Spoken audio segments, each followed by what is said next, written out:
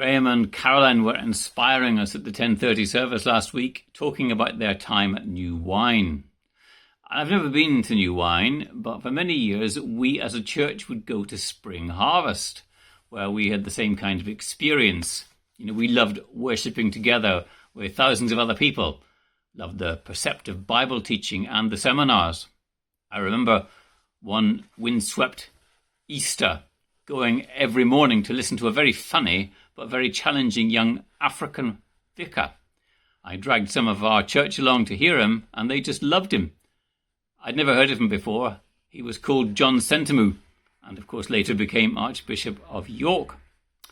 On one occasion, we had a relatively new Christian with us. She'd been a member of our church for about a year, I guess, and in the car park, as we were packing up, in order to return to Swindon, Louise said to me, "Oh, Raymond," she said, "you are so lucky. Living in a vicarage must be just wonderful. It must feel as though you're at Spring Harvest every day of the year." Yes, I said, sort of. Now, my guess is that Louise would have taken much the same view of what it must have been like to have been one of the disciples of Jesus. "Oh, Peter," she would have said, "going around with Jesus must have been like being at New Wine all year round." My guess he would have said, "Yes, sort of." You can see why he would have thought that. You can see why she would have thought that. Mark tells us a few verses before that wherever Jesus went, in villages, towns, or in the open country, they placed the sick in the marketplaces and begged him to let them touch even the hem of his garment. And in case you tut over all this ignorant superstition, Mark points out that all who touched that hem were healed. This, Louise would say, was New Wine on steroids. Now we've come to a story this morning about a man who is both deaf and suffering a very severe speech impediment. There's a considerable crowd of Jews and Gentiles listening to Jesus. He's up in kind of Gentile territory, and everybody is saying, "Oh, everything he does is marvelous."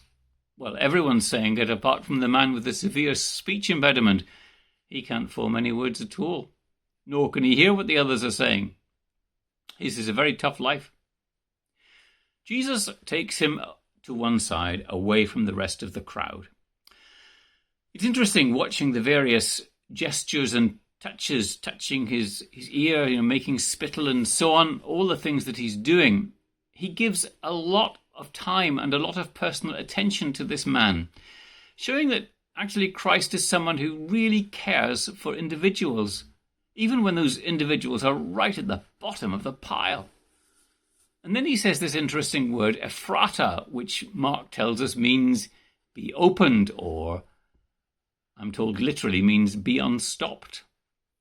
In fact, the commentators tell me that this word Ephphatha is an extremely rare word and only found once in Isaiah 35, verse 5 in the Old Testament, when we are told that the Messiah, when he comes, will unstop the ears of the deaf.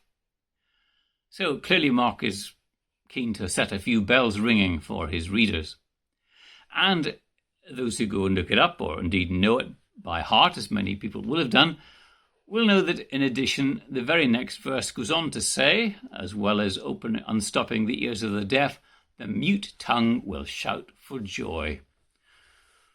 Clearly Mark's highlighting something here for us. I guess it's a little bit like the episode where the disciples of John the Baptist are sent to Jesus to ask him, "Are you the one who is to come, or are we to look for another?" And the only answer Jesus gives is, "Guys, look around. You see the eyes of the blind being opened, the deaf hearing, the lame walking. In other words, what you're seeing is the fulfillment of all that you've been reading about in the synagogue your entire lives. Go and tell John that, and I guarantee he'll draw all the right conclusions."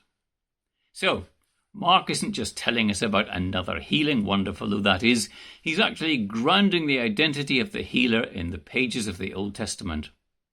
You see, what Jesus is saying privately to this man, and also, I guess, to the few of his disciples who are standing around, Mark is proclaiming publicly to all the world, to all his readers down the centuries.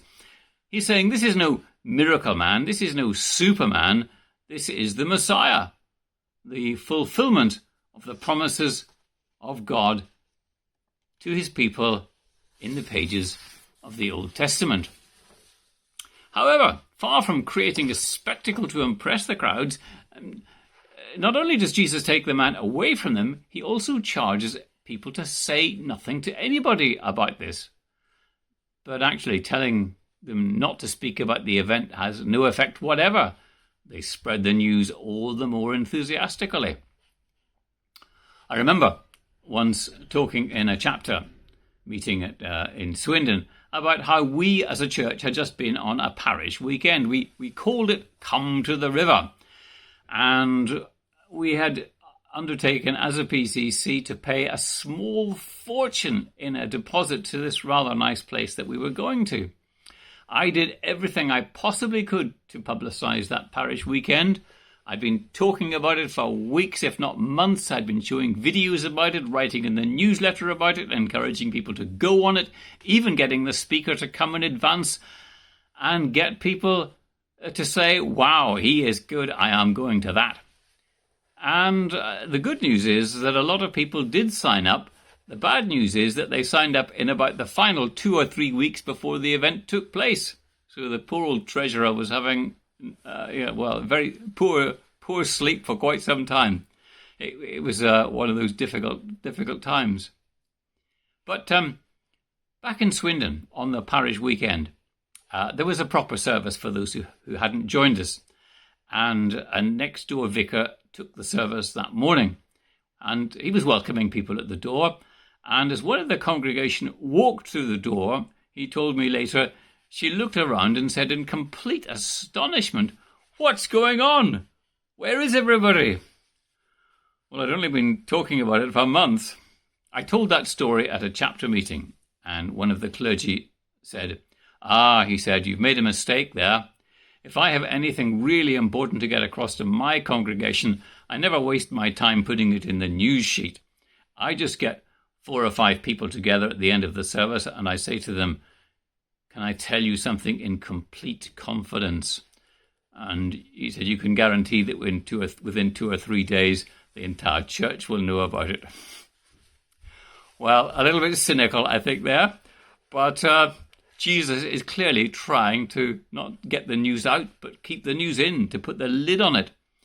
And why did he not want people to know? It's an interesting question. Well, we do go back, if you go back to Mark 1, chapter 1, verse 45, we hear that because of all the interest and the enthusiasm to go and see him and meet him and so on, that actually he was unable to even enter a town or a city.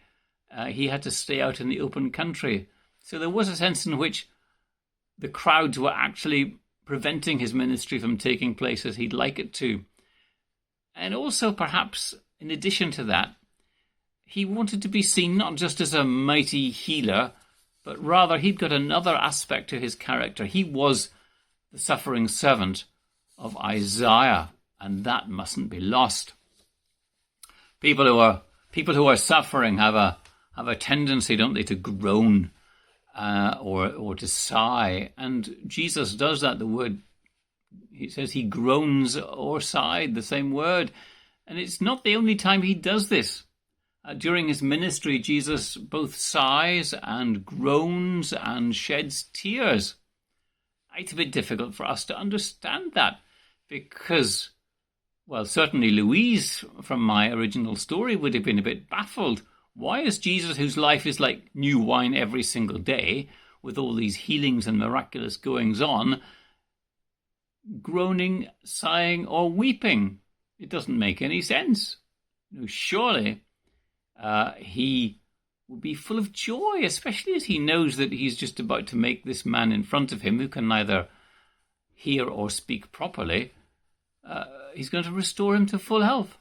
Or indeed, why cry at the graveside of Lazarus when you know you're just about to bring him to life?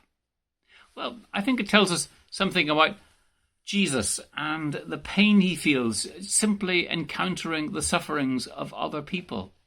His healing ministry appears to really cost him in genuine sympathy with the lives of the sufferers around him. And perhaps as he takes this poor man to one side and performs all these little actions with him, he feels the unbearable sadness of his life, and it causes him to sigh. Back in the 1950s, a child was born and sent to an orphanage. His name was Robert. I don't know how Robert ended up in a children's home. Perhaps his mother was a single mother. It's an option today. It wasn't much of an option in those days. Maybe she felt she couldn't cope with him because he was unable to speak properly. He could make a noise, but really he was completely unintelligible.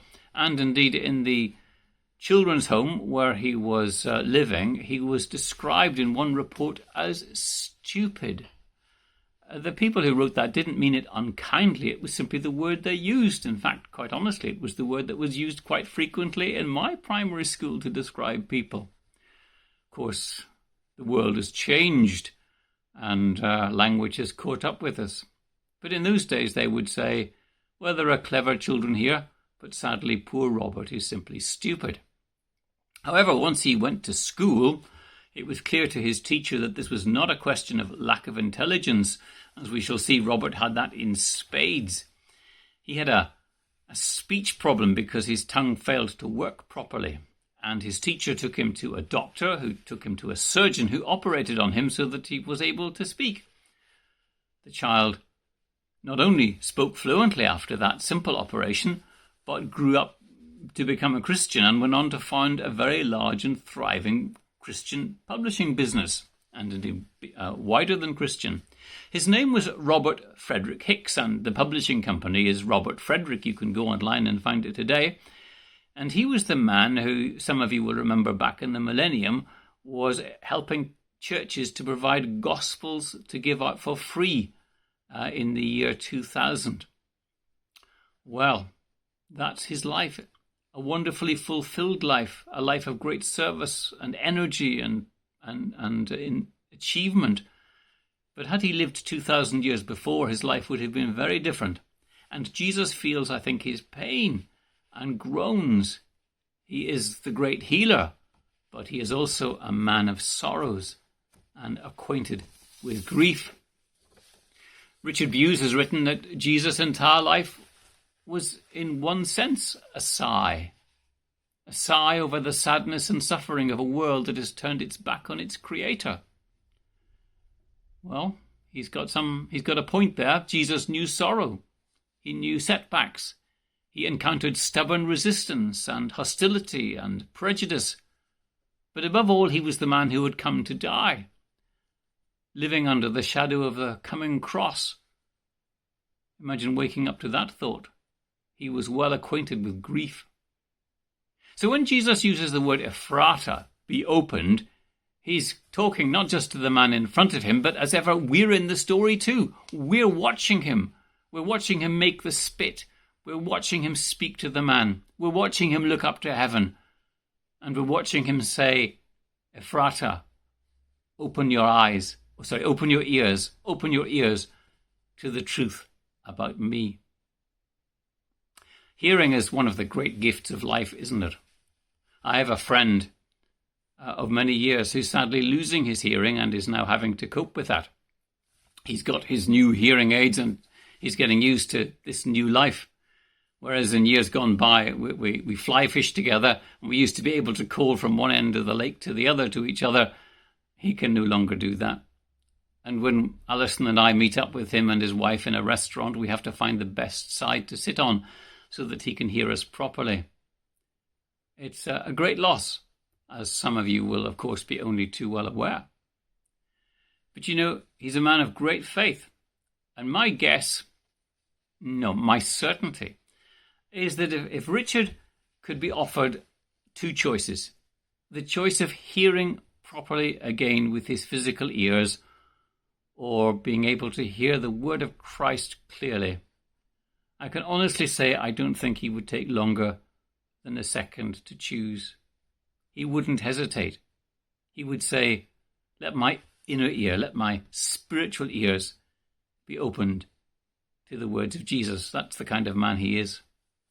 And I pray that I, and we all, might have the same attitude and respond in the same way to Jesus' words, Ephphatha, be opened. Amen.